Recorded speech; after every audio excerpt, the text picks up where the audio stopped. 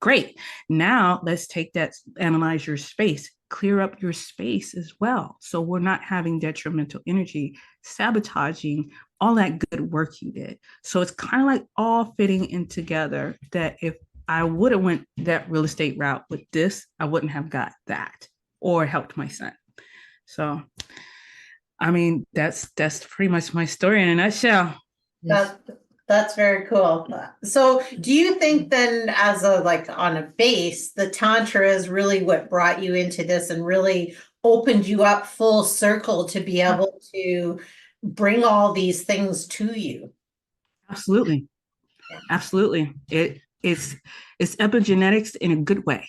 You Right. know, people talk about generational curses, and I'm very an advocate of saying this is not all bad stuff. There's good stuff in here too. I've had in my space people who talk to me about marriage houses, where women who live in an apartment for like 6 months, they get married within 6 months. The house has a 5-year waiting list because, yeah, so the earth is like exciting, and these energies can be used to benefit our lives. It can. We just have to tap into the mother, be patient, learn, not be trying to tell her what to do. She's a whole lot bigger than we are. You'll Just decide. She will decide and let us know too. yes.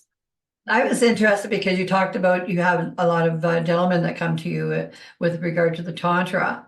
And I find that really interesting because I'm finding that men are starting to reach out and get more help with all different things. But yeah, it's interesting to see that they are reaching out that way, because men can be so not there for, guarded. There we go. There's the word. So how do you find that with you when you're teaching this? Like, are they fairly receptive to what you're teaching and want to move on with it? Or how do they work with you with that?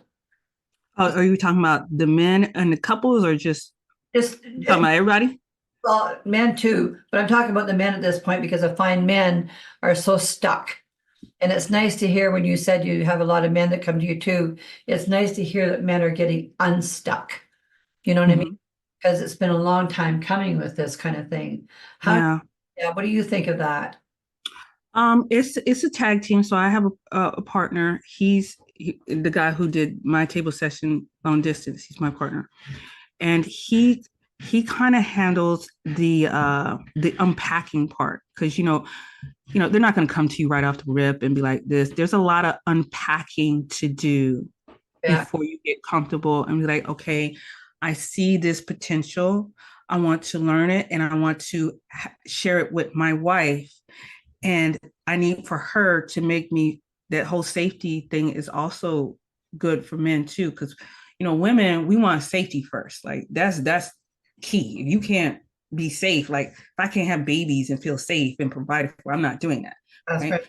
Men want to be respected. They don't want you to be emasculating. They want to be respected. So that groundwork around the man, unpacking the men, and then unpacking his partner before we even like get into like, what is Tantra? How can you manipulate the energy? Where is it? We can't even get to that part first. So there's a lot of ego work, shadow work is what people will say, mitigating those triggers. And then we start to project to them on the table to release those stuck things and those things that are subconscious. And then once we get to a certain point to where they're no longer emoting on the table, they're no longer crying out in pain because of a trigger or whatever, and it get to a point where it's still and they're about to go into bliss and orgasmic profile, that's when we start, okay, well, let's get your partner involved now. Now it's time to get your partner involved, because they know the intimate part of you. I mean, I just coach, I don't do, right? So it's like getting to them to a point to where they understand what's going on and release some of this stuff. And then we get to the energetics of it to where they understand. They're just not like, okay, it looks like woo-woo. What I see on Hollywood is like, and I'm not getting that.